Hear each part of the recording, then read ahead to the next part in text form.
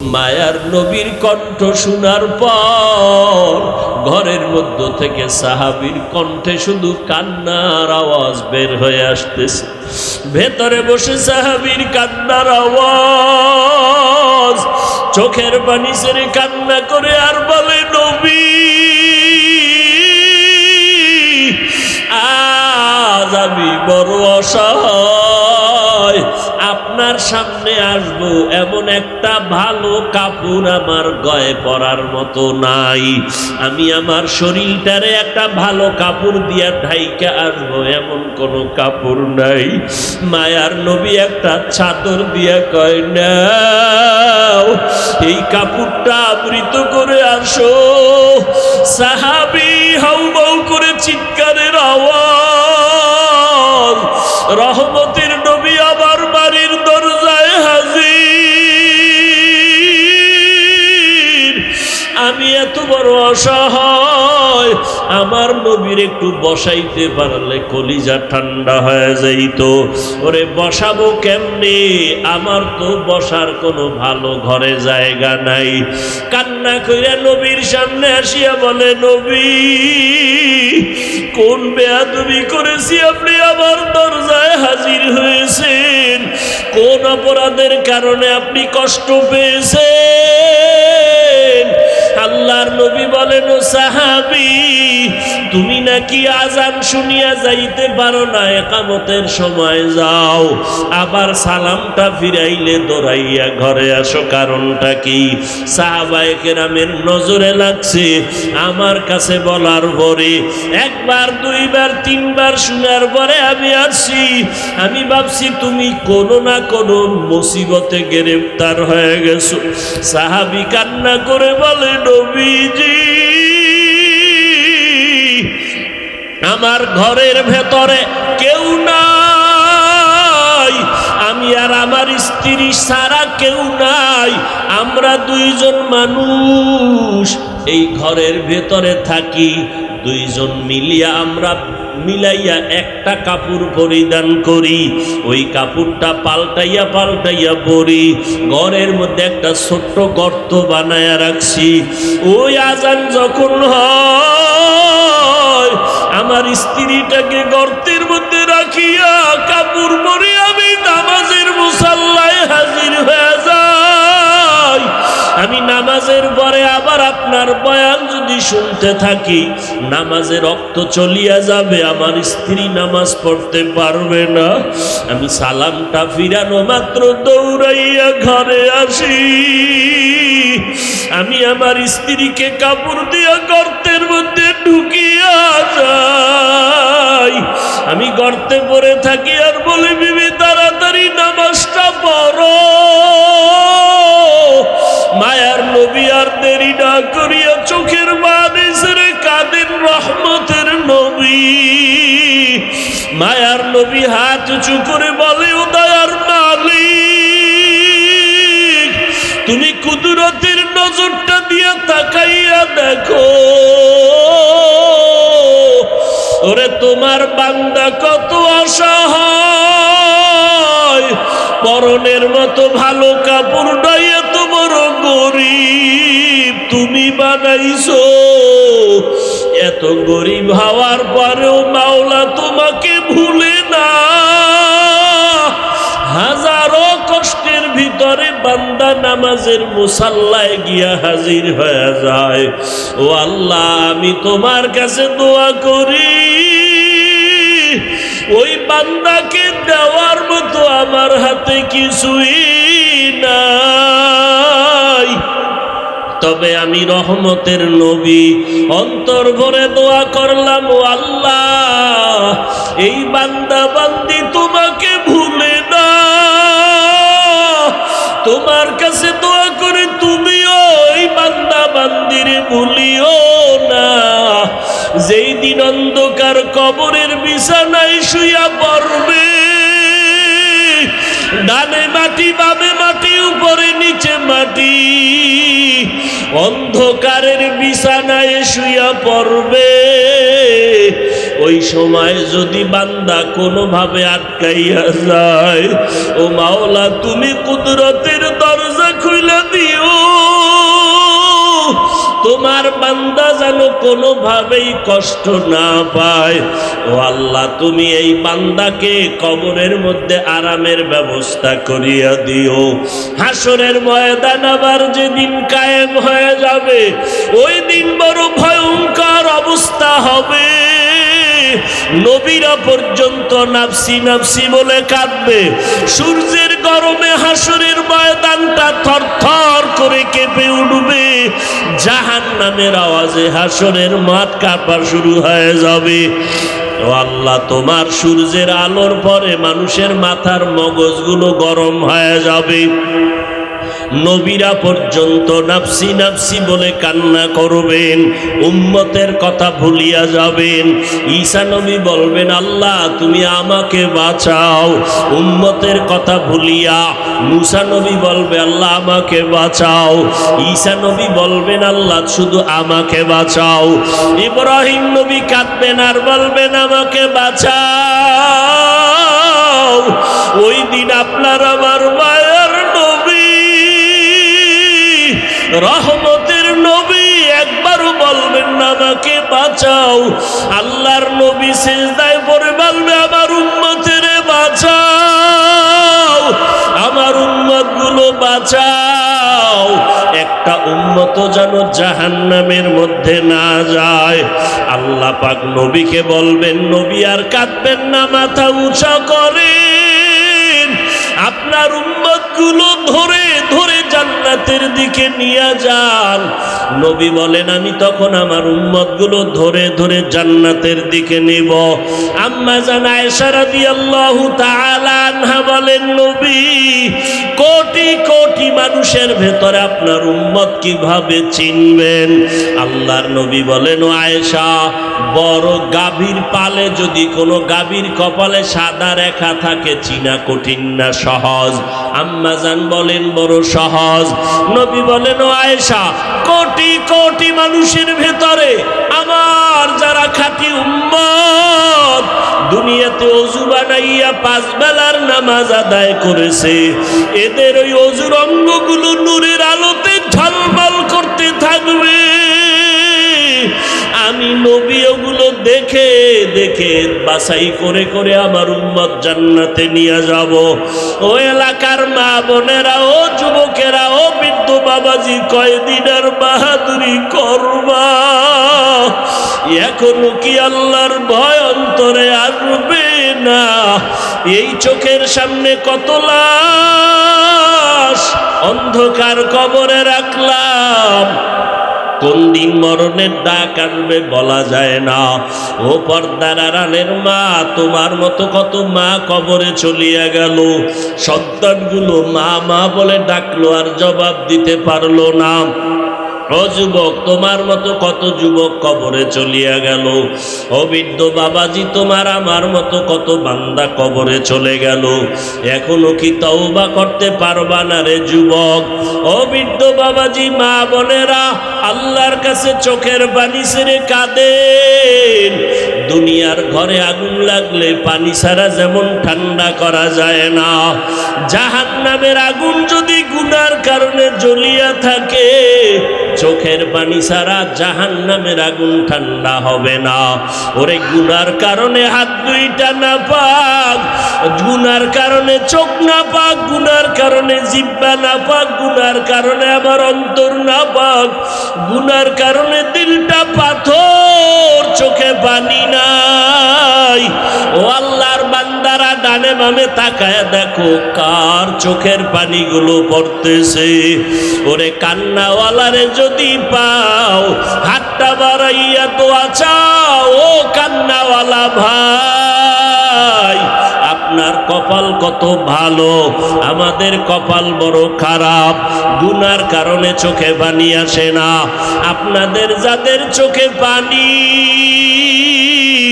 আমাদেরকে ভুলবেন না, আমাদের জন্য মাওলার দরবারে দোয়া করেন। এই জিহ্বা দিয়া মাকে ডাকলা, বাবাকে ডাকলা, সন্তানের কত আদরে ডাকলা। এই জিহ্বা দ্বারা কি একবারও আমার মাওলাকে ডাক দিতে পারো না?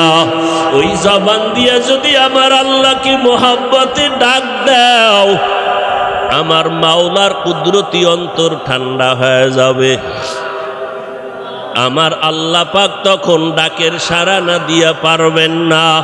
আল্লাহর কাছে তওবা করি, আল্লাহ আমাদের সবাইকে মাফ করিয়া দেন। সাদাকাল্লাহু মাওলানাল আযীম ওয়া সাদাকা রাসূলুহুন নবিয়্যুল উম্মিয়্যুল কারীম।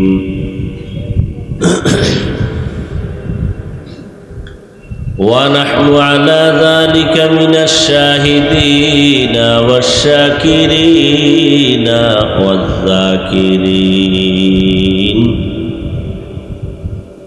والحمد لله رب العالمين. سبحانك لا علم لنا إلا ما علمتنا إنك أنت العليم الحكيم. رب اشرح لي صدري ويسر لي أمري واحلل عقدة من لساني يفقه قولي.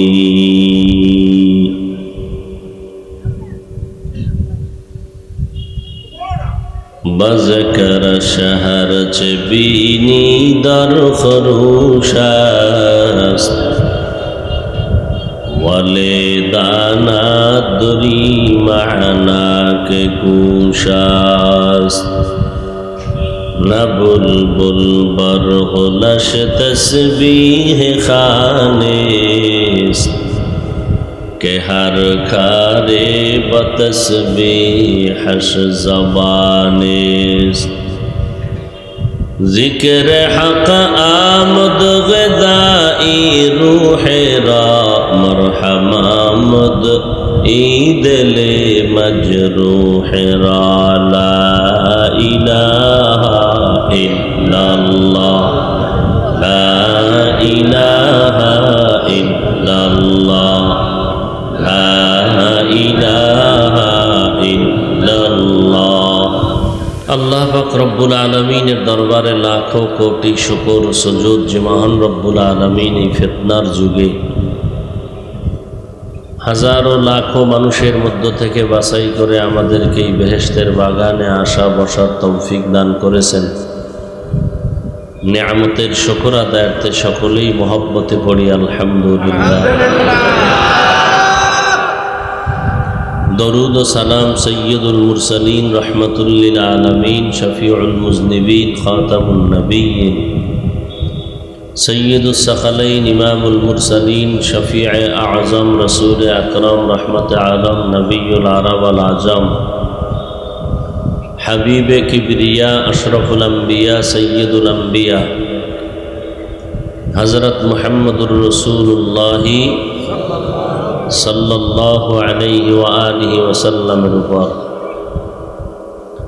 সর্বোপরি শুকর যাদের অক্লান্ত পরিশ্রমের মাধ্যমে আজ সুন্দর আয়োজন, সময় পরামর্শ অর্থ দিয়ে দোয়া করে উপস্থিত হয়ে মাইক লাইট প্যান্ডেলের ব্যবস্থাপনার মাধ্যমে সহযোগিতা যারা করেছেন প্রত্যেককেই আল্লাহ পাকে খেদমতের বরকতে দুনিয়াতে শান্তি পরকালে মুক্তির ব্যবস্থা করে দিন। দীর্ঘ সময় হযরত উলামায়ে কেরাম আলোচনা করেছেন, আপনারাও ধৈর্যের সাথে শুনেছেন। পরিশেষে আমি আপনাদের দোয়া নেওয়ার আশায় সংক্ষিপ্ত আলোচনার নিয়তে কোরআনে হাকিমের শেষের দিকে একটি সূরা সূরাতুল আসর তেলাওয়াত করেছি। রাসূল আরবি সাল্লাল্লাহু আলাইহি ওয়াসাল্লামের অসংখ্য হাদিস থেকে একটি হাদিস পড়েছি। ইখলাস ও রুহানিয়াতের সমন্বয়ে সহি তরিকায় কিছু কথা বলার মতো শুনবার মতো রব্বুল আলামিন আমাকে এবং আপনাদের সকলকে তৌফিক দান করেন। আল আসরি ইন্নাল ইনসানা লাফি খুসর, আসরের শপথ, নিশ্চয়ই পৃথিবীর সমস্ত মানুষগুলো জাহান্নামী ক্ষতিগ্রস্ত।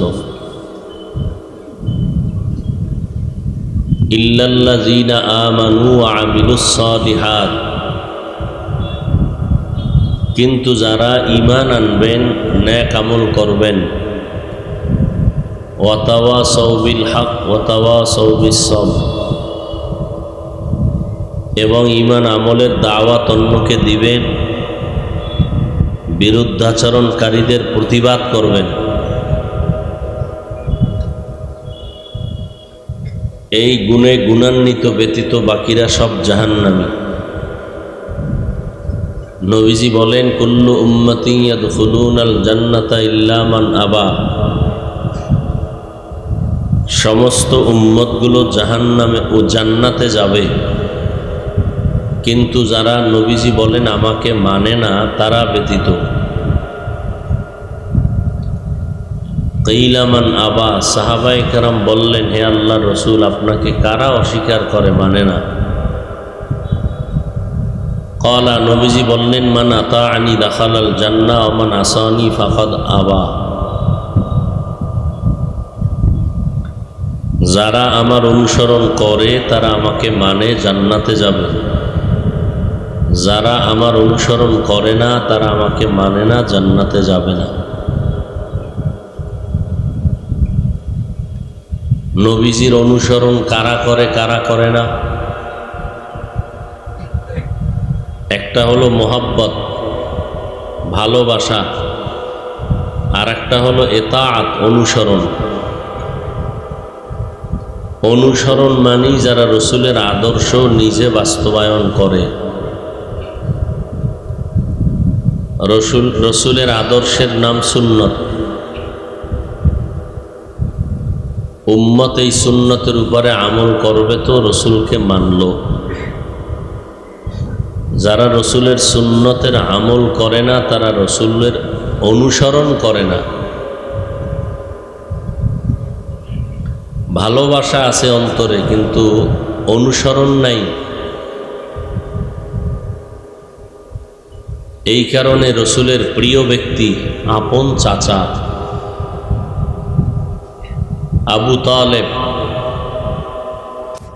নবীজিকে প্রচণ্ড ভালোবাসতেন। যেই সময় রসুলের চারপার্শ্বে দুশ্মন হত্যা করার জন্য বিভিন্ন অপকৌশল তারা অবলম্বন করতেছিল,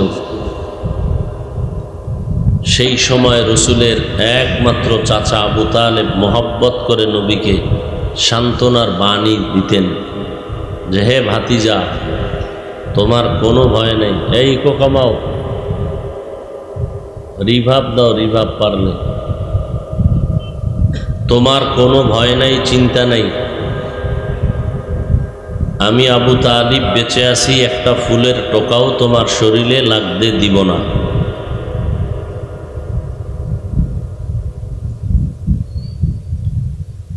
নবীজির যখন বয়স মাত্র 25,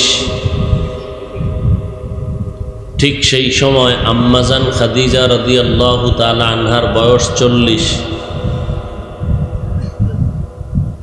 দুইজন স্বামী বিদায় হয়ে গেল, তৃতীয় স্বামীর প্রস্তাব দিল নবীকে যে নবীর শরীর মোবারকের মধ্যে পরিপূর্ণ 100 পুরুষের শক্তি আল্লাহ দিয়েছেন।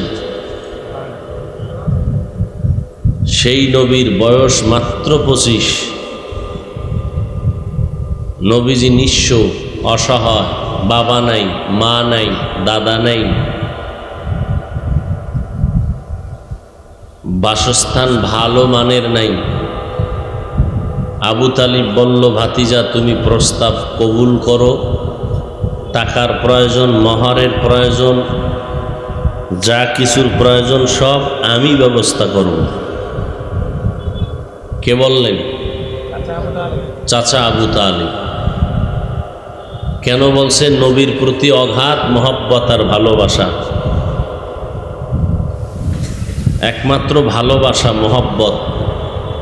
কিন্তু আশ্চর্যের বিষয় হলো, ইন্তেকালের সময় নবীজি অনেক অনুরোধ করেছিলেন কালেমা পড়ার জন্য, পড়েন নাই। জান্নাত পেল না।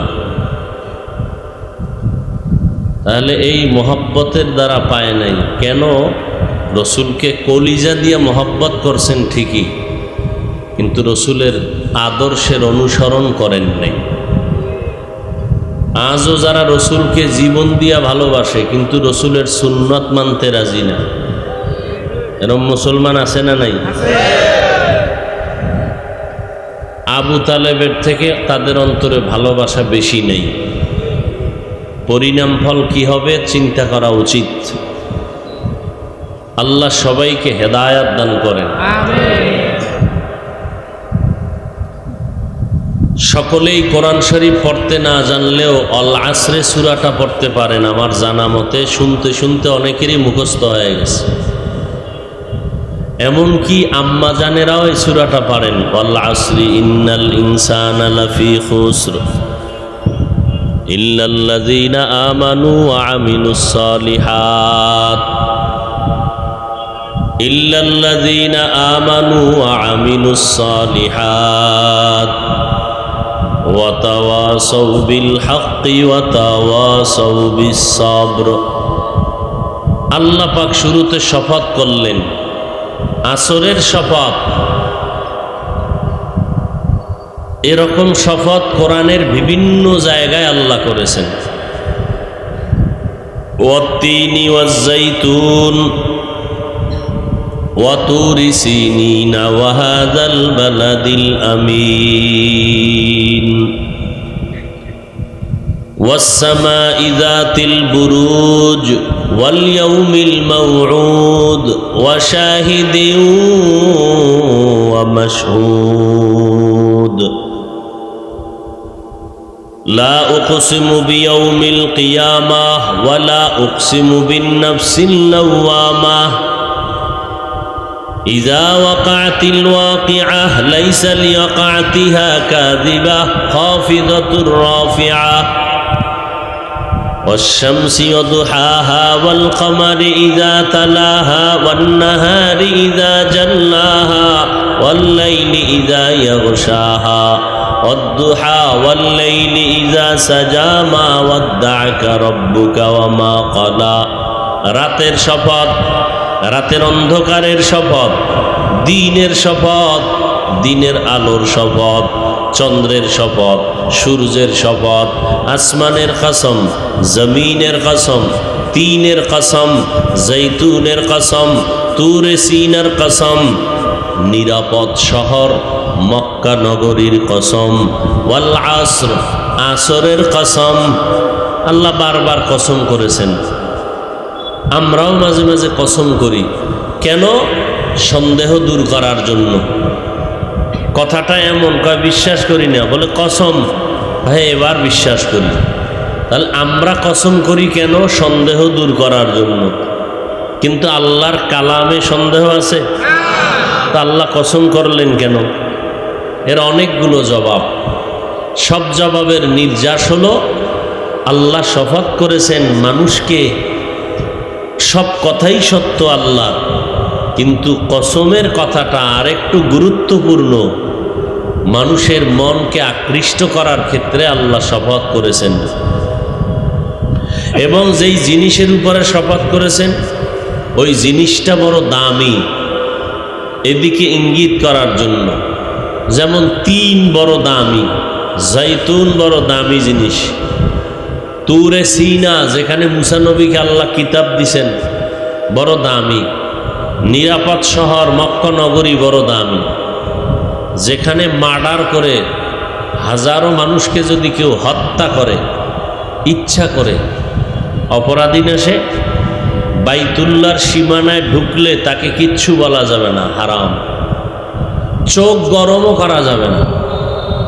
বাইতুল্লাহর সীমানার বাইরে বের হয়ে গেলে তাকে ভর্তা বানায় দাও, সেটা ভিন্ন কথা। এটা নিরাপদ শহর, এখানে কিছুই বলা যাবে না। তো আল্লাহ শপথ করেছেন আসরের। আসর বড় দামি। এই আসরটাকে যারা কাজে লাগাবে তারাও বড় দামি হয়ে যাবে, দুনিয়াতেও দামি হবে, আখিরাতেও দামি হবে। এবং আসরের কসম খাইয়া আল্লাহর সামনে যে কথাগুলো বলতেছেন এই কথাগুলো বড় দামি। ইন্নাল ইনসানা লাফি খুসর, কসম খাইলেন এতে তো কথার, আবার তাকিদ করলেন ইন্না নিশ্চয়ই, আল ইনসান আলিফ লাম ইস্তেগরাকি, পৃথিবীর সমস্ত মানুষ একজনও বাদ নাই, সবাই, আবার লাম তাকিদ লাফি খুসর, অবশ্যই ক্ষতিগ্রস্ত জাহান্নামী। কসমের পরে দুইটা তাকিদ দিলেন, এরপরে যে কথাটা বললেন সব মানুষগুলো জাহান্নামী, ঘোষণাটা কার? আল্লাহ। এতে কোনো সন্দেহ নাই, সব মানুষ জাহান্নামী। এতটুকু কথা শুনে যদি চলে যান তাহলে সমাধান হবে না আরো সমস্যা বাড়বে? কেউ যদি মনে করে আল্লাহ কসম খাইয়া বলছে সব মানুষ জাহান্নামী, তো নামাজ রোজা করে লাভ কি? কথা শেষ না আরো আছে? আল্লাহ কয় কথা তো শেষ করি নাই, ইল্লা কিন্তু নামের ব্রেক লাগায় দিস। ইন্নাল ইনসানা লাফি খুসর, সব মানুষগুলো জাহান্নামী, ইল্লা কিন্তু, 4 গুণওয়ালা মানুষগুলো জাহান্নামে যাবে না। কয় গুণ? ওদিকে নবী বলেন কুল্লু উম্মতি ইয়াদখুলুনাল জান্নাতা ইল্লা মান আবা, সব উম্মতেরা জান্নাতে যাবে। নবী বেশি দয়া তো, দয়ার আওয়াজ দিয়ে দিলেন সব উম্মতেরা জান্নাতে যাবে। নবীর আশেকরা বলবে তো আমগো দাড়ি না রাখলে আর সমস্যা কি, পর্দা না করলে সমস্যা কি? নবী তো বলেছেন সব জান্নাতে যাবে উম্মত। নবী কয় আমিও কিন্তু নামের ব্রেক লাগায় দিলাম, ইল্লা, সব উম্মত জান্নাতে যাবে, ইল্লা কিন্তু যারা আমাকে মানে না তারা জান্নাতে যাবে না। নবীকে কারা মানে না? জবাব হলো যারা সুন্নতের আমল করে না, এরা নবীরে মানে না। যারা নবীরে মানে এরা সুন্নতের আমল করে। কেমন করে? আপনিও মুসলমান, আমিও মুসলমান, আপনার আল্লাহ আমার আল্লাহ এক, আপনার নবী আমার নবী এক, আপনাদের ধর্ম আমার ধর্ম এক, আপনাদের কোরআন আমার কোরআন, এই জোরে বলেন, আপনাদের কাবা আমার কাবা। দুনিয়াতে সবাই আসছি এক, মাগুরার মুসলমান লঙ্গি ভরে আসছিল না? সব এক? কি বিশ্বা বোঝেই হালাতে আসছে? মুরিদও একই সিস্টেম, বিদায় বেলাটাও হবে এক। কে ধনী কে গরিব, কে আলেম কে মূর্খ, কে পীর কে মুরিদ, কে ইমাম কে মুক্তাদি, কে এমপি কে মন্ত্রী, কোনো ভেদাভেদ নাই। সবার বেলায় 3টা সাদা কাফন হবে। ওই কাফনে যখন ডুববি কে পীর কে মুরিদ লেখা থাকবে কাফনের উপরে, সব এক হয়ে যাবে। কাফনের মধ্যে ঢুকার পরে সব এক। রিক্সার ড্রাইভার কে রিক্সার প্যাসেঞ্জার, কোনো ভেদাভেদ নাই। কাফনের মধ্যে ঢুকবি যেদিন টের পাবি মাস্তানির মজা কেমন। কাফনের কালারও কি না? তাবলিগওয়ালাদের কাফনের কালার আলাদা, সবার কালার। কথা বলেন না কেন? কি কালার? জোরে বলেন। সব সাদা। তো সবুজ নিয়ে কিলাকিলি করেন কেন? কালার নিয়ে কিলাকিলি আসেনি? নাই?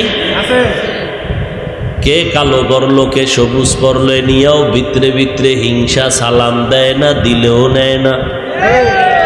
আছে না নাই? কবরের সাইজও হবে,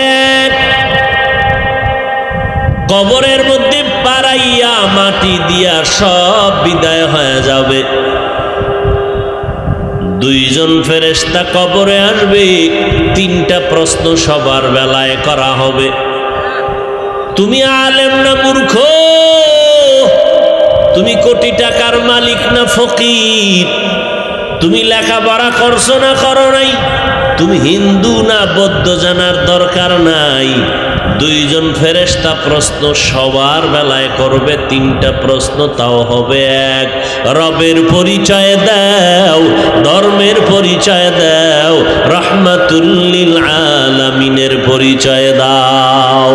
মদিনার নবী বলেন, যারা তিনটা প্রশ্নের জবাব দিতে পারবে তাদের জন্য কবর হবে রওজাতুম মির রিয়াজিল জান্নাহ, আর যারা জবাব দিতে পারবা না তাদের কবর হবে হুফরাতুম মিন হুফারিন নার।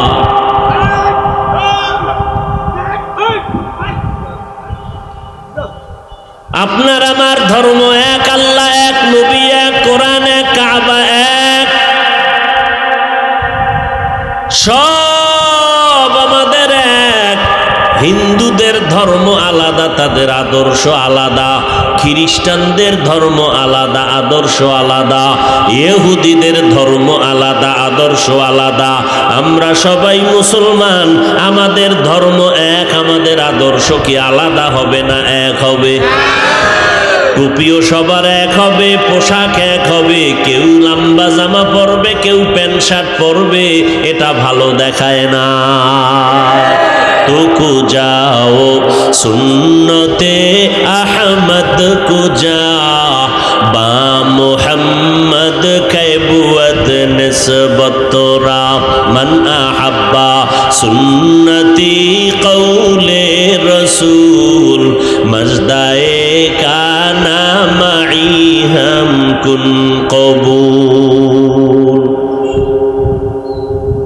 আপনার আমার আল্লাহ এক, নবী এক, কোরআন এক, হাদিস এক, কাবা এক, ধর্ম এক।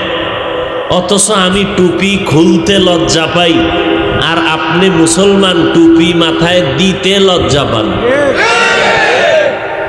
আমি দাড়ি কাটতে লজ্জা পাই, আপনি মুসলমান, আপনার আমার আল্লাহ এক, নবী এক, আপনি দাড়ি রাখতে লজ্জা পান।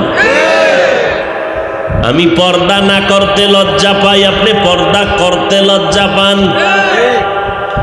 আমি সালাম না দিলে কেমন জানি খারাপ লাগে, আর আপনার সালাম দিতে খারাপ লাগে। আমার মসজিদে না ঢুকলে ভালো লাগে না, আর আপনার মসজিদে ঢুকতে মনে চায় না। আমার জিকির না করলে কলিজা ঠান্ডা হয় না, আর আপনার জিকির করতে ভালো লাগে না। এমন কপাল পোড়া মুসলমান, নিজেও জিকির করে না, যারা জিকির করে তাদেরকেও দেখতে পারে না। তুমিও মুসলমান, আমিও মুসলমান, তোমার ধর্ম আমার ধর্ম এক, তোমার আল্লাহ আমার আল্লাহ এক। আজকে হিন্দুদের বয়ান করব, ওরা নবীর সুন্নাত অনুযায়ী আমল শুরু করবে, কাজে লাগবে। খ্রিস্টানের পায়ে দইরা বয়ান করব, ওরা দিনের পথে আসবে, কালেমা পড়বে। কিন্তু কই 12টা মাস বৃষ্টি নাই, রৌদ্র নাই, দিন নাই, রাত নাই, সারাটা দেশে ঘুরা ঘুরা মুসলমানের এই শুধু বয়ান করি ভাও দইরা দইরা। এরপরও বছর শেষে দেখা যায় ফলাফল জিরো। বয়ান কইরা মোনাজাতটা দিয়া প্যান্ডেল থেকে বের না হইতেই দেখি চাচা মিয়া বিড়ি টানতে টানতে বাড়ি যায়। মাত্র মোনাজাতটা দিয়া বের হইল। কিতনা বড় বদমাস, কি পরিমাণ জাহেল! মোনাজাতটা দিয়া প্যান্ডেলের বাইরে গিয়া বেরি। এই তার অবস্থা। কি মোনাজাত দিল আর কি বয়ান শুনলো আল্লাহ ভালো জানে। এজন্য আল্লাহ বলেন ওয়াল আসরে, সূরাটা ভালো করে শুনো রে মুমিন। ইন্নাল ইনসানা লাফি খুসর, আল্লাহ কসম করে। দ্বিতীয় গুণ হলো নেক আমল। এই দুইটা গুণ হলো আল্লাহর হক। ঈমান আর নেক আমল কার হক?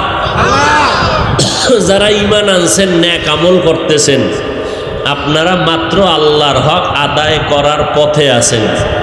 আল্লাহর হক আদায় করে ফেলেছেন বলা যাবে না।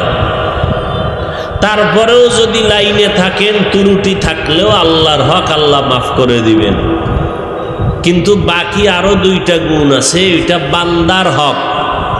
ওই হক যদি আদায় না করেন তাহলে বান্দা ক্ষমা না পর্যন্ত আল্লাহ ক্ষমা করবেন না। ভালো করে খেয়াল করেন, যারা মোটামুটি একটু জিকির আজকার করেন, টুপি পরেন, নামাজ পড়েন, মনে মনে ভাবতেছেন জান্নাত রিজার্ভ হয়ে গেছে, অল আসরে সূরাটার ব্যাখ্যাটা শুনে নেন, টের পাইবেন জান্নাত কত দূর।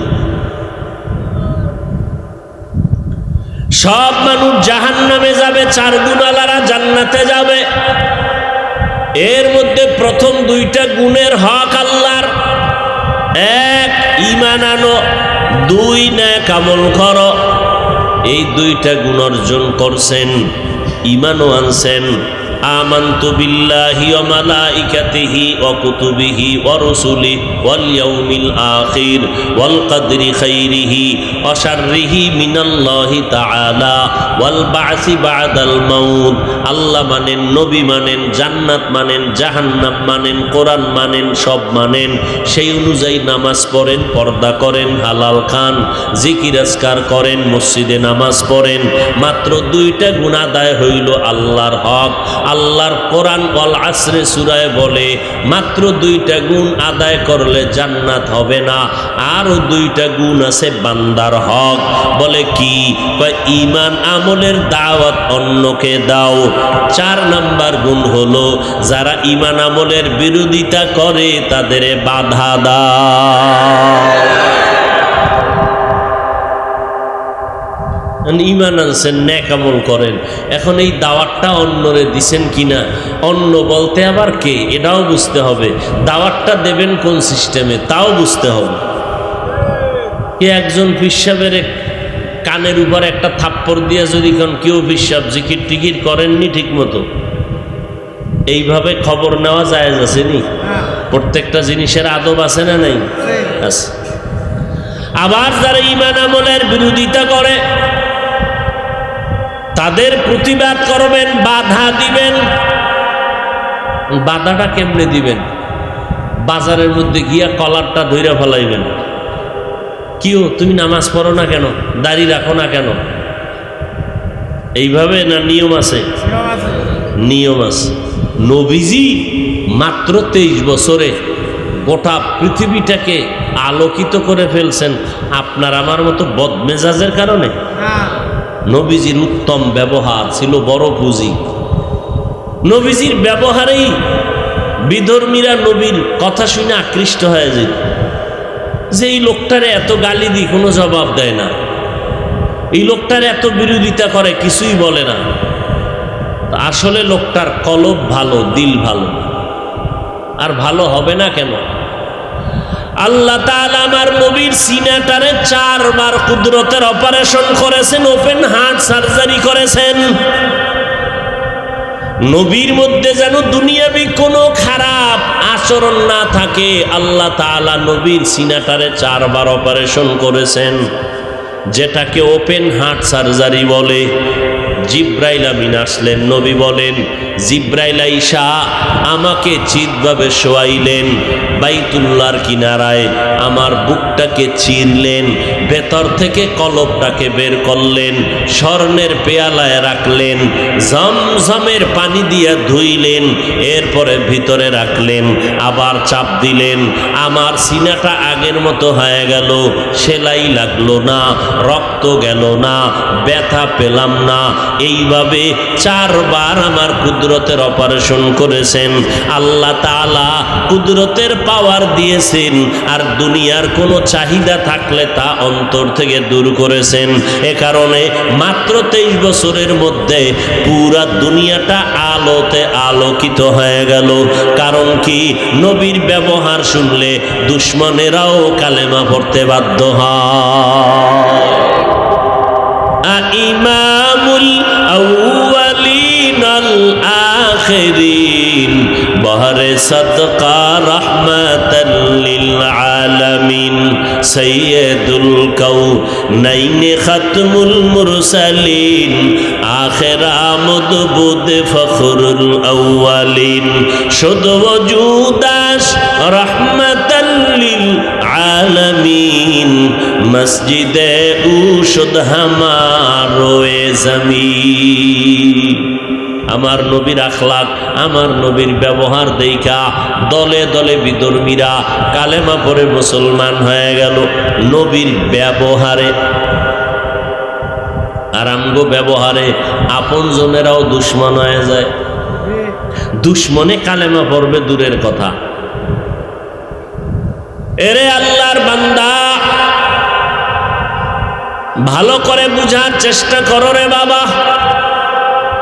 এরে যুবক, পর্দার আড়ালের মা বোনেরা, বৃদ্ধ বাবাজি, পায়ে ধরে ধরে তাবলীগীরা বয়ান করে, পীর সাহেবরা বয়ান করে, জুমার দিন খতিব সাহেবরা বয়ান করেন। এত বয়ান, আজকে এই বয়ান 6 মাস দৈনিক 1 ঘন্টা করে যদি হিন্দুদের মন্দিরে গিয়া করতাম, সব মদিনার আশেক হয়ে যাইত। ইহুদিদের কাছে গিয়া যদি বয়ান করতাম, খ্রিস্টানদের কাছে ওরা নবীর আশেক হয়ে যেত।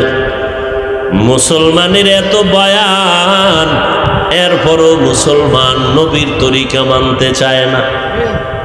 কেমন বড় কপাল পোড়া এই সমাজে বসবাস করে। বলে নামাজ না পড়লে কি হবে? দেল পরিষ্কার আছে না নাই?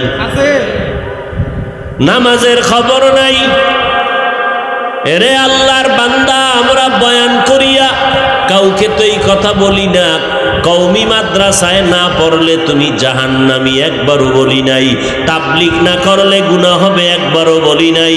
পীরের কাছে না গেলে জাহান্নামে যাইবা, একবারও বলি নাই। ও বান্দা, পাগড়ি না পড়লে জাহান্নামে যাইবা, বলি নাই। আমাদের বয়ানের একটা মাত্র মাকসাদ, একটাই কথা রে বাবা, দুনিয়ায় যতদিন বেঁচে থাকবা গোলামি করবা আমার আল্লাহর, আদর্শ মানবা মদিনা। ও গো নবীর উম্মতেরা,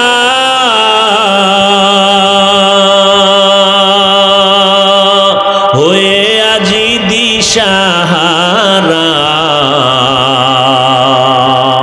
কোরআন হাদিসের চলো যখন যাহা চায় মনে, নবী বিনে কে তারাবে ফুলসিরাত মিজানে, নবী বিনে কে তারাবে ফুলসিরাত মিজানে।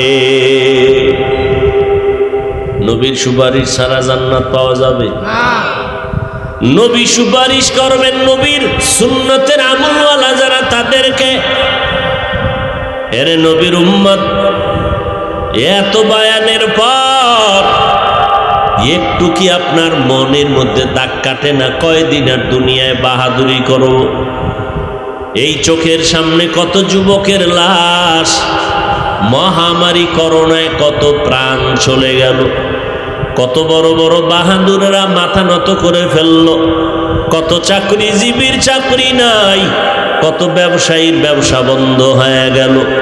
কিন্তু যারা কোরআনের ময়দানে আছে, একটা মাদ্রাসাও করোনায় বন্ধ হয় নাই।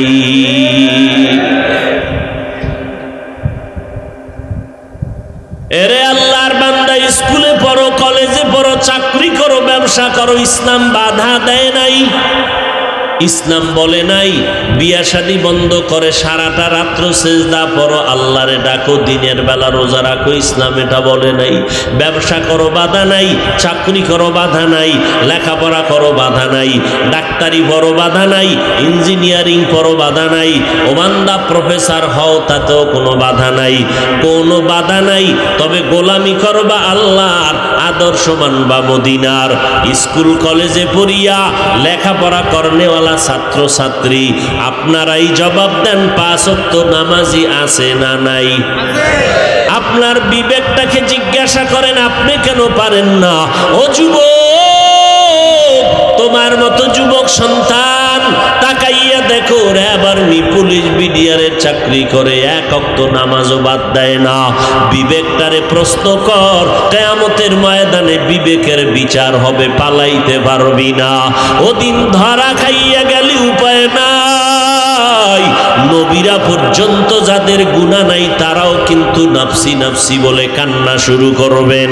তোমার আমার কি উপায় হবে একটু চিন্তা করা দরকার। গরু শুয়ারের আল্লাহ আকল দেয় নাই ভালো মন্দ যাচাই করার জন্য। আল্লাহ মানুষকে জ্ঞান দান করেছেন, আকল দান করেছেন, ভালো মন্দ যাচাই করিয়া ভালো পথে চলবি। ও বান্দা, যদি না চলো কিয়ামতের দিন বিবেকের বিচার করা হবে আল্লাহর আদালতে। একটু চিন্তা করো রে বাবা, তোমার আমার মতো মানুষ জীবনে মাদ্রাসায় পড়ে নাই, জেনারেল লাইনে লেখাপড়া করিয়া আল্লাহর হুকুম মতো চলে, 5 ওয়াক্ত নামাজ পড়ে, মা বাবার খেদমত করে, মানুষের দেখলে সালাম দেয়, ব্যবসা করে, 1 টাকাও হারাম খায় না। আপনারাই জবাব দেন, এই মানুষ আছে না না? जिंदगी में बंदगी तू करना है, जिंदगी में बंदगी तू करना है, जिंदगी में बंदगी शर्मिंदा है, जिंदगी में बंदगी शर्मिंदा है। दुनिया में हो दुनिया का तलबगार ना हो, बाजार से गुजरे हो खरीदार ना हो। दुनिया में हो दुनिया का तलबगार ना हो, बाजार से गुजरो खरीदार ना हो। ये दुनिया एक मिसल कागज फूल है, ये दुनिया एक मिसल कागज फूल है, जिंदगी में बंदगी तू करना है, जिंदगी में बंदगी तू करना है, जिंदगी में बंदगी शर्मिंदा है, जिंदगी में बंदगी शर्मिंदा है, जिंदगी में बंदगी कुन बंदगी, जिंदगी में बंदगी शर्मिंदगी। আল্লাহ শপথ করে বলেন, সব মানুষগুলো জাহান্নামে যাবে, 4 গুণওয়ালা মানুষ জান্নাতে যাবে। প্রথম 2টা গুণ হলো আল্লাহর হক, ইমানটা মজবুত করে নাও, নেক আমল করো। এই 2টা গুণ অর্জন করার পরে আরো বাকি 2টা গুণ আছে। বান্দার হক, ইমান আমলের দাওয়াত অন্যকে দাও, যারা বিরোধিতা করে বাধা দাও। অন্যকে দাও বলতে অন্য কারা?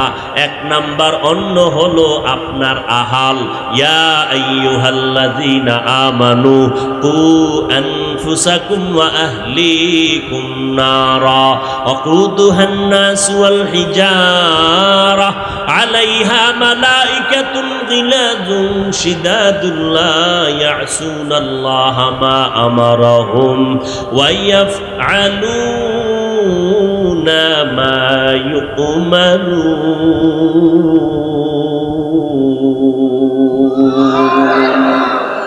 আল্লাহ তাআলা বলেন, ও মুমিনেরা, জাহান্নামের আগুন থেকে নিজেকে বাঁচাও, আহালকে বাঁচাও। ও মা বাবা, আপনার জন্য আহাল হলো সন্তান। ও স্বামী, আপনার জন্য আহাল হলো আপনার স্ত্রী। ও শিক্ষক, আপনার আহাল হলো ছাত্র। ও মসজিদের ইমাম খতিব সাহেব, আপনার আহাল হলো এলাকার মুসল্লিরা। ইমাম সাহেব, জাহান্নাম থেকে আগে নিজেকে বাঁচাইবেন, পরে মুসল্লিদের বাঁচাইবেন। নিজে জামাতে নামাজ পড়বেন না, মুসল্লিরে জামাতের বয়ান করলে মানবে না। নিজে হালালভাবে চলবেন না, পর্দা করবেন না, মুসল্লিদের পর্দার বয়ান করলে আমল হবে না। ইয়া আইয়ুহাল্লাযীনা আমানু লিমা তাকুলুনা মা লা তাফআলুন। ও মুমিনেরা, নিজের মধ্যে যে আমল নাই এই বয়ান অন্যকে দিও না, দিলেও উম্মতের মধ্যে কোনো আসর হবে না। আর যারা আমল করিয়া বয়ান করবে, বেশি বয়ান লাগবে না, অল্প বয়ানের মধ্যে মানুষের অন্তরের মধ্যে পরিবর্তন শুরু হয়ে যাবে। আগের আল্লাহওয়ালারা বেশি বয়ান করতেন না, অল্প সময় মাত্র 20 মিনিট, 30 মিনিট, 40 মিনিট বয়ান করতেন, তাও বেশি রাত্র না, 10টার মধ্যে বয়ান শেষ। দেখা যাইতো তাদের অল্প বয়ানে মানুষেই পরিবর্তন হইতো। বয়ান শুনিয়া বাসায় যাইয়া ঘুমাইয়া আবার ফজরে নামাজ আদায় করতে মসজিদে হাজির। আর আমাদের বয়ান সারা রাত চলতেছে, ঘন্টাকে ঘন্টা গড়ি দইরা বয়া রইছে। বয়ান এত কম হলো কেন, আরো বাড়াইয়া কেন করলো না? অথচ ফজরের নামাজ পড়ে নাই সোরার ঘরের সোরা, জহুরের নামাজ পড়ে নাই, আসরের নামাজ পড়ে নাই, মাগরিবের নামাজ পড়ে নাই, এশার নামাজ পড়ে নাই। মোনাজাতের পর বাসায় গিয়া ঘুমাইবে না, গজবের মোবাইলটা নিয়ে তাকাইয়া রাত্র কাটাবে। ফজরের আগে মোবাইল বন্ধ করিয়া ঘুমাবে, ফজরের নামাজ পড়বে না। একটুখানি নেকের তরে রোজ হাসরের মাঠেতে বাবা ঘুরবে ছেলের পিছে, ছেলে বাবার আগেতে। আহাতে মন কঠিন দিনেতে নামাজ তোমায় ভুলবে না, ঠিক মতো পড়িলে নামাজ জান্নাত তোমার ঠিকানা। ঘুমের চেয়ে নামাজ ভালো, আর তুমি ঘুমাইও না, ঠিক মতো পড়িলে নামাজ জান্নাত তোমার ঠিকানা। আমার প্রাণের ভাই বোনেরা, জলদি করে উঠে যাও, ওযু করে তাড়াতাড়ি নামাজ পড়তে লেগে যাও। আহা নবী বেনামাজির শাফাআত করিবেন না, ঠিক মতো পড়িলে নামাজ জান্নাত তোমার ঠিকানা। ঘুমের চেয়ে নামাজ ভালো, আর তুমি ঘুমাইও না, ঠিক মতো পড়িলে নামাজ জান্নাত তোমার ঠিকানা। নামাজ লাগবে নি? কয় ওয়াক্ত? সপ্তাহে একদিন না প্রতিদিন? মাঝে মাঝে নামাজ ছেড়ে দিলে কোনো সমস্যা হবে? জোরে বলেন। হবে বলার পরে যদি নামাজ না পড়েন, কেমন বিচার হবে আপনার? কঠিন। মদিনার নবী বলেন, বাইনাল আবদি ওয়া বাইনাল কুফরি তারকুস সালাহ। ভালো করে শুনো, বেঈমান আর মুমিনের ব্যবধান হলো নামাজ। মদিনার নবী বলেন, বেঈমানেরা নামাজ পড়ে না, মুমিনেরা নামাজ ছাড়ে না। আমার নবী এত কষ্ট, অসুস্থ হয়ে গেছেন, তারপরও নামাজ বন্ধ করেন নাই। এরে নবীর উম্মতের দল, পেটে খানা নাই, এরপরও আমার নবী মোহব্বতে আল্লাহর রাস্তা থেকে দূরে যায় না। নবীর সোহবত পাইয়া সাহাবায়ে কেরামরাও নামাজ ছাড়ে না। আল্লাহর নবীর একজন গরিব সাহাবী, এত গরিব, ঘরের চুলায় আগুন জ্বলে না, আরামায়েশ করার কোনো কায়দা নাই। নামাজের আজান যখন হয়, সমস্ত সাহাবায়ে কেরাম আজানের আগে আইসা মসজিদে হাজির। আমার নবী আসবেন, ইমামতি করবেন, নামাজ পড়াবেন, আমরা নামাজ পড়ব। নবী আসেন, ইমামতি করেন, নামাজ পড়া সবাই বসে। নবী বয়ান করেন, মাসআলার বয়ান করেন, খোঁজ খবর নিতে থাকেন। সাহাবায়ে কেরাম নবীর কাছে বৈশা সময় কাটান। কিন্তু একজন সাহাবী আজানের আগেও আসে না, আজানের পরপরও আসে না। যখন জামাত দাঁড়াইয়া যায়, একামত চলে, তখন আইসা জামাতে দাঁড়ায়, সালামটা ফিরাইলেই সাহাবায়ে কেরাম সবাই নবীর বয়ান শুনতে বসে। ওই সাহাবী বসেন না, আবার দৌড়াইয়া ঘরের মধ্যে চলে যায়। কয়েকজন সাহাবাদের নজরে পড়ে গেল, কথাটা নবীর কান মোবারকে দিলেন। নবী একবার শুনলে কোনো অজুহাত জবাব দিতেন না, এক কথা তিনবার শোনার পরে নবী জবাব দিতেন। সাহাবায়ে কেরাম বললেন, নবী আমরা আজানের আগে আসি, বয়ান শুনিয়া তারপরে যাই, কিন্তু অমুক সাহাবী আজানের আগেও আসে না, পরপরও আসে না, একামতের টাইমে আসে, আবার সালাম ফিরাইলে দৌড়াইয়া বাসায় চলে যায়। নবী শুনলেন, কোনো জবাব দিলেন না। কিছুদিন পরে আবার একই অভিযোগ নবীর কাছে দেওয়া হলো, নবী আজও কোনো কথা বললেন না। এইভাবে আর একবার, কয়বার হলো? সাহাবায়ে কেরাম নবীর কাছে যখন বলল, তিনবার হয়ে গেল। নবী বলেন, চলো ওই সাহাবীর বাসায় চলো, হয়তো কোনো সমস্যার মধ্যে পড়ে আছে, না হয়তো আজানের আগ মুহূর্তে আসার কথা, একামতের সময় আসেন কেন, কোনো সমস্যা আছে। এবার নবী বলেন, চলো আমরা যাই ওই সাহাবীর খবর নিতে। রহমতের নবী বাড়ির দরজায় হাজির। আর আমরা সভাপতি, মুসল্লি আসলো না কেন, সমস্যাটা কি, খবর নাও। আমি যেতে পারবো না। ওরে আল্লাহর বান্দা, নবীর আদর্শ দেখা দেখা কত বেঈমানরা কালেমা পড়ছে। আমার নবীর ব্যবহার এত সুন্দর, আমার নবীর ব্যবহারে দুশ্মন পর্যন্ত কালেমাওয়ালা মুসলমান হয়ে গেল। নবী সুন্দর ব্যবহার উম্মতের উপহার দিয়ে গেলেন। ব্যবহারের মধ্যে প্রথম হলো সালাম। সালাম দাও, এটা উত্তম ব্যবহারের প্রথম সিঁড়ি। ও স্বামী স্ত্রীকে সালাম দাও। স্বামী স্ত্রীরে সালাম দিতে শরম লাগে, শালিরে দিতে শরম লাগে না, বেআইনেরে দিতে শরম লাগে না, বেগানারে সালাম দেওয়া জায়েজ নাই। যারে বিয়া করতে পারবেন তারে বিয়ার আগে সালাম দেওয়া নিষেধ। মহিলারাও বেগানা পুরুষের সালাম দিতে পারবে না, বেগানা পুরুষেরাও বেগানা নারীকে সালাম দিবে না, বেগানা কেউ সালাম দিলে জবাবও দেওয়া যাবে না। মহিলাদের কণ্ঠের আওয়াজ এটাও আকর্ষণীয়। এই আওয়াজকে কেন্দ্র করে মানুষ গুনাহের মধ্যে লিপ্ত হতে পারে, সালামে মোহব্বত বাড়ে।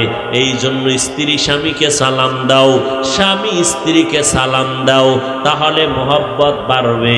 আমরা যেখানে মোহব্বত বাড়া দরকার সেখানে সালাম দেই না, যেখানে নিষেধ সেখানে বারবার সালাম। ভাইরা আমার, নবীজি এবার সাহাবীর বাড়ির দরজায় হাজির হয়ে গেলেন।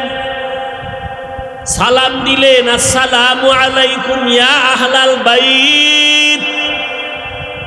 বাড়ির মধ্যে ঢুকার আগে সালাম দিও, নবীর সুন্নত। সালাম দিয়ে আগে অনুমতি নাও, নাকি দরজা খুলে অনুমতি? যাই এই দরজাটা খুলে ফেলাইছে, সালাম টালাম নাই না। স্বামী তুমি ঘরে ঢুকবা, আগে সালাম দাও। স্ত্রী তোমার জন্য রেডি হয়ে আসবে, দেখলে যেন সালাম দিয়া বাগার মতো অবস্থা তৈরি হবে। ঘরের মধ্যে যে থাকবে সালাম দাও, ফেরেশতারা থাকুক জিনেরা থাকুক, জোরে সালাম দিও। এটা নবীর সুন্নত। আজকে থেকেই সুন্নতটা জারি করবেন। ঘরে ঢুকলেই জোরে সালাম দিবেন, আসসালামু আলাইকুম ইয়া আহলাল বাইত। ও ঘরওয়ালারা, তোমাদের উপরে শান্তি বর্ষিত হোক। স্ত্রী থাক, সন্তান থাক, কেউ না থাক, সালাম দিতে হবে আগে। কি রাজি আছি ইনশাআল্লাহ? সালাম। ঘরওয়ালারা অনুমতি দিলে দরজা খুলবেন, সালাম দিয়া অনুমতি নাও। মায়ার নবী সালাম দিয়েছেন, ঘরের মধ্য থেকে কোনো আওয়াজ নাই। সাহাবায়ে কেরাম চুপ হয়ে আছেন, বেয়াদবি জানি না হয়। নবী আবার সালাম দিলেন, আসসালামু আলাইকুম ইয়া আহলাল বাইত, ও ঘরওয়ালারা আসুনি কেউ? রহমতের নবী। সাহাবী বলেন, এখানে তোমার দরজায় হাজির, দরজা খুলে তুমি সাড়া দাও। দুইবার বলার পরেও কোনো আওয়াজ নাই। তৃতীয়বারে আবার যখন নবীজি বললেন, ওরে আমি মুহাম্মদ তোমার ঘরের দরজায় আইসা গেছি, দরজাটা খুলো।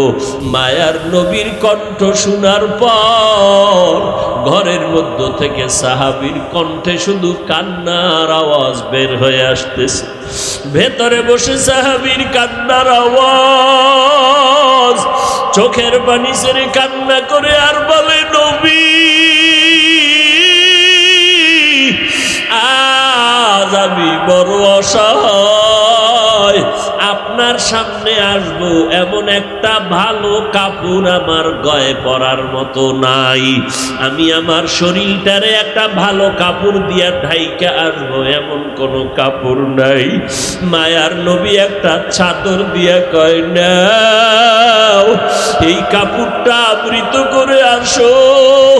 সাহাবী হাউমাউ করে চিৎকারের আওয়াজ। রহমতের নবী আবার বাড়ির দরজায় হাজির। আমি এত বড় অসহায়, আমার নবীর একটু বসাইতে পারলে কলিজা ঠান্ডা হয়ে যাইত। ওরে বসাবো কেমনে? আমার তো বসার কোনো ভালো ঘরে জায়গা নাই। কান্না কইরা নবীর সামনে আসিয়া বলে, নবী কোন বেয়াদবি করেছি আপনি আমার দরজায় হাজির হয়েছেন? কোন অপরাধের কারণে আপনি কষ্ট পেয়েছেন? আল্লাহর নবী বলেন, ও সাহাবী তুমি নাকি আজান শুনিয়া যাইতে পারো না, ইকামতের সময় যাও, আবার সালামটা ফিরাইলে দৌড়াইয়া ঘরে আসো, কারণটা কি? সাহাবায়ে কেরামের নজরে লাগছে। আমার কাছে বলার পরে একবার দুইবার তিনবার শোনার পরে আমি আসছি। আমি ভাবছি তুমি কোনো না কোনো মুসিবতে গ্রেফতার হয়ে গেছো। সাহাবী কান্না করে বলে, নবীজি আমার ঘরের ভেতরে কেউ নাই, আমি আর আমার স্ত্রী ছাড়া কেউ নাই, আমরা দুইজন মানুষ এই ঘরের ভেতরে থাকি। দুইজন মিলিয়া আমরা মিলাইয়া একটা কাপড় পরিধান করি, ওই কাপড়টা পাল্টাইয়া পাল্টাইয়া পরি। ঘরের মধ্যে একটা ছোট্ট গর্ত বানায়া রাখছি। ওই আজান যখন হয় আমার স্ত্রীটাকে গর্তের মধ্যে রাখিয়া কাপড় পরে আমি নামাজের মুসাল্লায় হাজির হয়ে যাই। আমি নামাজের পরে আবার আপনার বয়ান যদি শুনতে থাকি, নামাজের রক্ত চলিয়া যাবে, আমার স্ত্রী নামাজ পড়তে পারবে না। আমি সালামটা ফিরানো মাত্র দৌড়াইয়া ঘরে আসি। আমি আমার স্ত্রীকে কাপড় দিয়া গর্তের মধ্যে ঢুকিয়া যাই। আমি গর্তে পড়ে থাকি আর বলি, বিবি তাড়াতাড়ি নামাজটা পড়ো। মায়ার নবী আর দেরি না করিয়া চোখের পানি ছেড়ে কাঁদেন রহমতের নবী। মায়ার নবী হাত উঁচু করে বলে, ও দয়ার মালিক তুমি কুদরতের নজরটা দিয়া তাকাইয়া দেখো, ওরে তোমার বান্দা কত অসহায়, পরনের মতো ভালো কাপড় নাই, এত বড় গরিব তুমি বানাইছো। এত গরিব হওয়ার পরেও মাওলা তোমাকে ভুলে না। হাজারো কষ্টের ভিতরে বান্দা নামাজের মুসাল্লায় গিয়া হাজির হয়ে যায়। ও আল্লাহ, আমি তোমার কাছে দোয়া করি, ওই বান্দাকে দেওয়ার মতো আমার হাতে কিছুই নাই। তবে আমি রহমতের নবী অন্তর ভরে দোয়া করলাম, ও আল্লাহ এই বান্দা বান্দি তোমাকে ভুলে না, তোমার কাছে দোয়া করে তুমিও এই বান্দা বান্দির ভুলিও না। যেই দিন অন্ধকার কবরের বিছানায় শুইয়া পড়বে,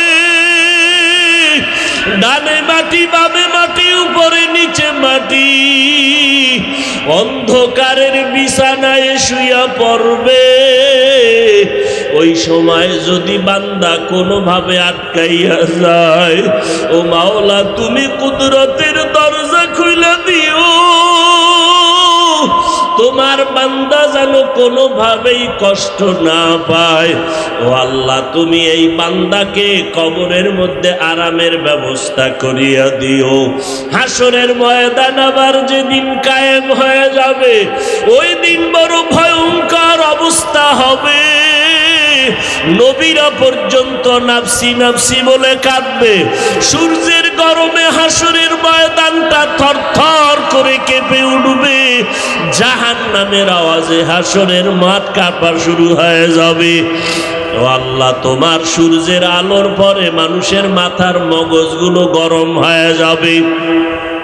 নবীরা পর্যন্ত নাফসি নাফসি বলে কান্না করবেন, উম্মতের কথা ভুলিয়া যাবেন।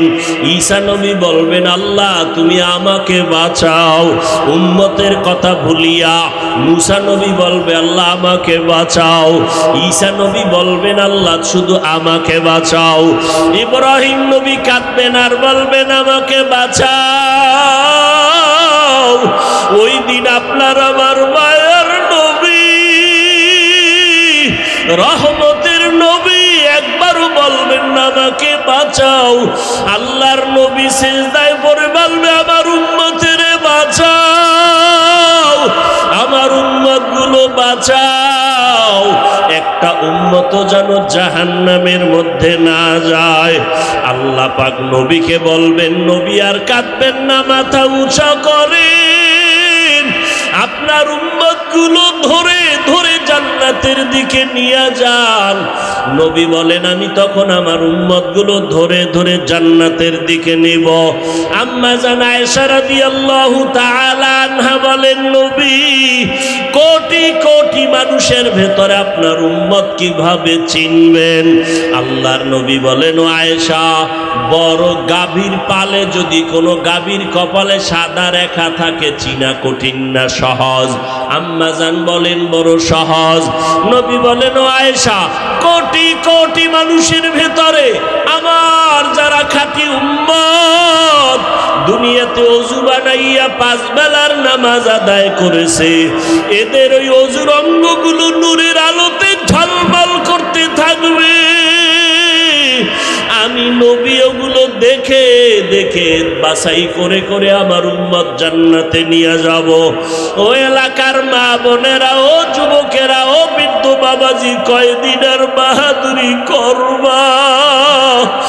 এখনো কি আল্লাহর ভয় অন্তরে আসবে না? এই চোখের সামনে কত লাশ অন্ধকার কবরে রাখলাম, কোন দিন মরণের ডাক আসবে বলা যায় না। ও পর্দার আড়ালের মা, তোমার মতো কত মা কবরে চলিয়া গেল, সন্তানগুলো মা মা বলে ডাকলো আর জবাব দিতে পারলো না। ও যুবক, তোমার মতো কত যুবক কবরে চলিয়া গেল। ও বৃদ্ধ বাবাজি, তোমার আমার মতো কত বান্দা কবরে চলে গেল। এখনো কি তওবা করতে পারবা না রে যুবক? ও বৃদ্ধ বাবাজি, মা বোনেরা, আল্লাহর কাছে চোখের পানি ছেড়ে কাঁদেন। দুনিয়ার ঘরে আগুন লাগলে পানি ছাড়া যেমন ঠান্ডা করা যায় না, জাহান্নামের আগুন যদি গুনার কারণে জ্বলিয়া থাকে, চোখের পানি ছাড়া জাহান্নামের আগুন ঠান্ডা হবে না। ওরে গুনার কারণে হাত দুইটা না পাক, গুনার কারণে চোখ না পাক, গুনার কারণে জিহ্বা না পাক, গুনার কারণে আমার অন্তর না পাক, গুনার কারণে দিলটা পাথর, চোখে পানি নাই। ও আল্লাহর বান্দারা, ডানে বামে তাকায় দেখো কার চোখের পানিগুলো পড়তেছে। ওরে কান্নাওয়ালারে যদি পাও, হাতটা বাড়াইয়া দোয়া চাও। ও কান্নাওয়ালা ভাই, ভাই আপনার কপাল কত ভালো, আমাদের কপাল বড় খারাপ। গুনার কারণে চোখে পানি আসে না। আপনাদের যাদের চোখে পানি, আমাদেরকে ভুলবেন না, আমাদের জন্য মাওলার দরবারে দোয়া করেন। এই জিব্বা দিয়া মাকে ডাকলা, বাবাকে ডাকলা, সন্তানের কত আদরে ডাকলা, এই জিব্বা দ্বারা কি একবারও আবার মাওলাকে ডাক দিতে পারো না? ওই জবান দিয়া যদি আমার আল্লাহকে মোহাব্বতে ডাক দাও, আমার মাওলার কুদরতি অন্তর ঠান্ডা হয়ে যাবে। আমার আল্লাহ পাক তখন ডাকের সাড়া না দিয়া পারবেন না। আল্লাহর কাছে তওবা করি, আল্লাহ আমাদের সবাইকে মাফ করিয়া দেন।